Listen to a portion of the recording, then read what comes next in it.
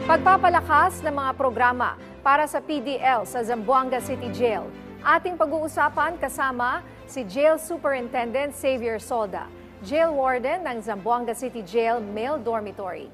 Sir Xavier, magandang tanghali po at welcome sa Bagong Pilipinas ngayon. Yes, a happy Women's Day. Ma'am Nina, Biyernes na pala yan, Sir Arnel, magandang tanghali po. Magandang tanghali, sir. Bago po natin pag-usapan yung mga detalye niyan, ano po ba ang nagtulak upang itayo itong kauna-unahang physiotherapy facility dyan po sa Zamboanga City Jail at ilang PDLs pong inaasahang makikinabang dito? Well, unang-una, prioridad talaga ng BJMP na mabigyan ng magandang serbisyo medikal yung ating mga PDL. Kawawa talaga kasi kapag congested lalo ang isang facility. At ang sitwasyon natin sa Zamboanga City Jail, meron tayong mga PDL na mangangailangan talaga ng physical rehabilitation. Swerte kami kasi nagkaroon kami ng isang personnel na licensed physical therapist. So siya na ngayon ang tumututok doon sa mga pasyente nating PDL. At present, meron tayong 5 na kailangan pa naming i-request sa korte, i-schedule pa sila sa ating government hospital. So it will really take some time. Pero sa pagtatayo ng kauna-unahang physiotherapy services sa clinic sa loob ng Zamboanga City Jail Male Dormitory, matutugunan na ito. Plus, of course, concern din namin, kulang din talaga kami sa mga personnel. Kapag merong PDL na escortan papuntang hospital, so kailangan natin mag-detail talaga ng mas maraming bilang ng mga personnel, lalo na kung ang pasyente ay isang high-risk PDL. Sir Xavier, ito po ba ay bukas mula Lunes hanggang Linggo? Sapat po ba ang bilang ng manpower ng personnel ng pasilidad upang i-accommodate ang magpapatherapy, Sir Xavier? Well, actually, doon sa kasalukuyan, meron kaming 5 pasyente na ongoing doon. And then meron kami isang personnel na mangangailangan and then isang kapamilya ng isang personnel namin. So at present, meron kaming 7 patients. And meron kami isang licensed physical therapist and a nurse. So far, kayang i-manage ito. Pero of course, i-schedule din naman yung mga pasyente natin. Ang importante, nakapagsimula na po tayo ng ganitong serbisyo medical sa loob ng facility natin at malaking bagay ho ito, malaking kabawasan din sa gastos lalo na ng mga personnel natin na mangangailangan ng physical therapy. Anong nagtulak, Sir Xavier, sa inyo para magkaroon ng ganitong fasilidad? Well, una, karapatan ng mga PDL na mabigyan sila ng mabuting kalusugan at maserbisyuhan ng BJMP. So we're trying to maximize the resources, lalo na kahit nga kulang kami sa personnel, pero meron naman tayong licensed physical therapist, malaking bagay yun. At ikalawa, nakikita nating sitwasyon, yung security requirements, kapag dadalhin ang mga pasyente papunta sa korte, dadalhin sa hospital, pagkatapos bibilang pa yan ng ilang araw bago maserbisyohan yung PDL, bakit natin kailangan pag-antayin yung mga pasyenteng PDL if kaya naman nating gawa ng paraan doon mismo sa loob ng pasilidad?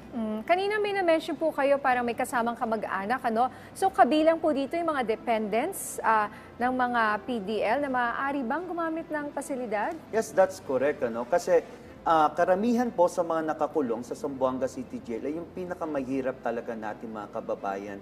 So kung meron tayong qualified dependents, at ito talaga yung mga walang-wala sa buhay at kayang maserbisyohan, i-schedule naman yan, yun din naman po ang direction namin. Sir, ano yung mga equipment na available dito sa pasilidad natin? Well, sa kasalukuyan, basic equipments pa lang yung meron doon sa facility namin, yung tinatawag na parallel bar kung saan naglalakad yung mga pasyente. Meron yung, hindi ko alam yung technical na tawag, pero parang kinukuryente yung mga muscles para parang maging aktibo uli. And then, merong mga cones yan, iba't ibang mga basic na gamit. So far, ang meron doon sa facility namin. We're looking forward na ma-improve pa namin at baka merong mga maging interesado din na tumulong doon sa Physiotherapy Services Clinic ng Zamboanga City Jail. Welcome naman po. Sir, bukod po sa physiotherapy facility, ano ba ang mahalagang programa ang naitatag ngayon sa inyong pasilidad na talaga namang naging malaki ang impact sa ating mga PDLs? Well, nakatutok kami sa jail decongestion at sa health, no, sa Zamboanga City Jail. When it comes to jail decongestion, kapartner namin yung Zamboanga City Justice Zone, nandyan ang korte, nandyan ang prosecutor, nandyan ang public attorney's office. Lahat kami umuupo, pinagtutulungan namin at nag-uusap kami kung paano namin pabibilisin, no, yung pagpoproseso ng kaso ng mga PDL, at dito nagsimula yung Justice Bill Zamboanga.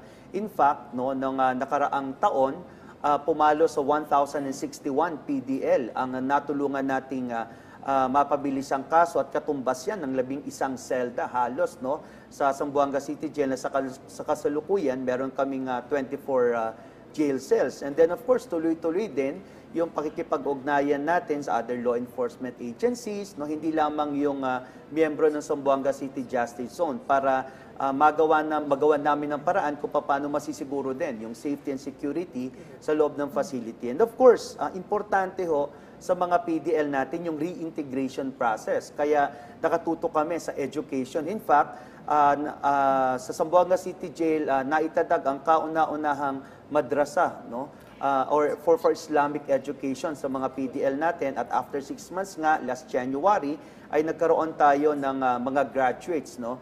And then, meron na rin kami exploratory discussions ngayon for the college education behind bars, no. So, meron kaming alternative learning system, meron kaming technical education in partnership with the TESDA, and then andyan yung Islamic education, and very soon, no, in partnership with RD Rodi Garcia ng CHED Region 9, magkakaroon na rin tayo ng college education doon sa facility natin. Maganda pong balita yan. Pero sa kabila ng mga ito, no, alam natin na marami pa rin mga hamon ang hinaharap ng ating mga PDLs dyan po sa Piitan. Alam po natin masisikip at congested po dyan. Paano po nyo tinutugunan, particular sa Zamboanga City Jail, ang mga ganitong problema sa ngayon?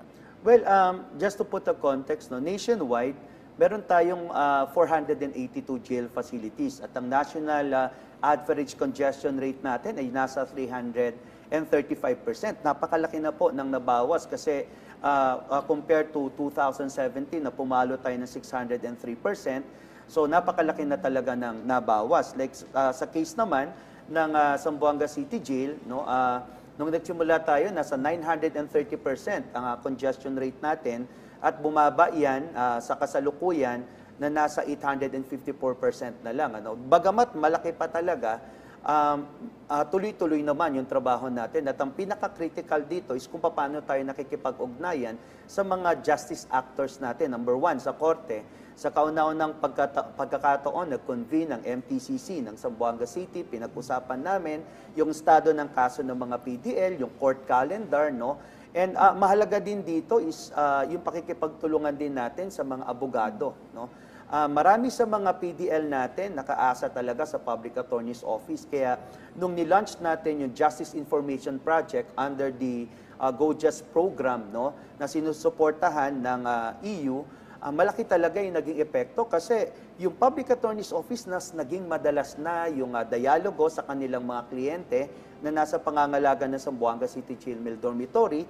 And of course, ang korte natin, mas engaged na rin kami. Kasi sila na mismo pumupunta doon sa facility, kinakausap ang mga PDL natin, at nagkakaroon na ng exchange of information, na update ng mga PDL sa estado ng kaso nila. Kaya nga bukod doon, sinimulan din natin yung kauna-unahang Digital Transparency Board na ang mga PDL mismo, meron silang access sa information sa estado ng kanilang mga kaso. And since meron kaming electronic visitation, pwede silang makipag-usap sa kanilang mga abogado, or kung dadalawang kanilang mga pamilya, ma-update nila kasi pwede silang mag-follow up din sa korte. So tuloy-tuloy talaga yung trabaho natin, at ang dulo nito ay mapabuti yung kalagayan ng mga kapatid natin na pansamantalang pinagkaitan ng kalayaan.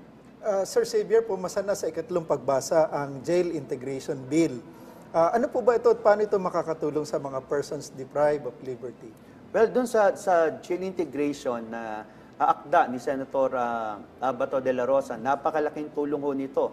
Kasi sa kasalukuyan, fragmented ho ang correction system natin sa Pilipinas.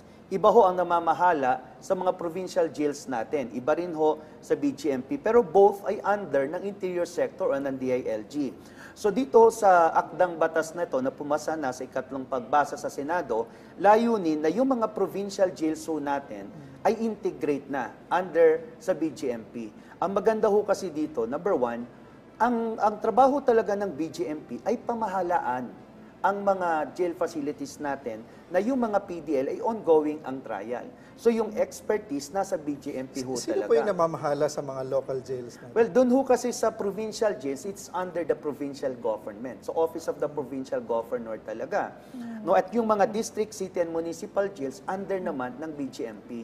So sa batas na ito, BJMP na mamamahala sa lahat ng kulungan sa buong bansa. Tama po kayo, Asek Arnel. No? Pero particular lamang doon sa provincial jails at sub-provincial jails na isasama na under the BGMP. So bukod ho doon sa mapag-iisa na ang pamamahala, ang expertise ay nasa BGMP, yun hong sistema, magkakaroon na ho ng standard na management. Kasi of course, iba ang rules and regulations no, ng mga provincial jails natin at iba rin ho ang ginagawa sa mga district, city, and municipal jails.